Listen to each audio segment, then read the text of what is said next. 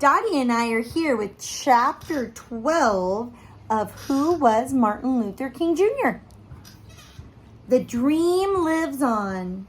Martin Luther King Jr. was one of the greatest civil rights leaders of all time. Today, people around the world still remember all he did and his fight for equality. After Martin's death, Coretta carried on her husband's fight. She traveled around the world and talked about peace. She fought to end apartheid, which is a system of segregation in South Africa. Coretta fought for civil rights until her death in 2006. Martin's children carried on their father's message too. In 1997, Martin Luther King III was elected to head the Southern Christian Leadership Conference. He stayed with the SCLC until 2004. And Martin's youngest daughter, Bernice, is a minister. She travels around the world speaking about civil rights. Martin's youngest son, Dexter, attended Morehouse College.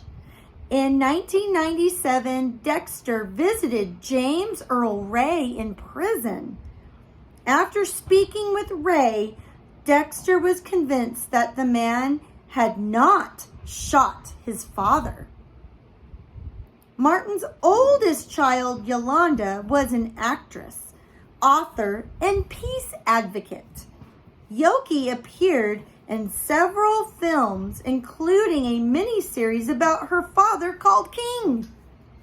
She died on May 16th, 2007. She was 51 years old. In 1980, Martin's boyhood home on Auburn Avenue in Atlanta and other buildings nearby were turned into a National Historic Site. Today, visitors can go to the museum to learn about Martin Luther King Jr.'s role in the civil rights movement. And in 1983, President Ronald Reagan signed a bill to create a federal holiday to honor Martin. It is observed on the third Monday of January each year near the time of his birthday. I'm not done with the page, but I wanted to show you. There you go. In his very last sermon on April 3rd, 1968, Martin Luther King Jr. talked about his own death.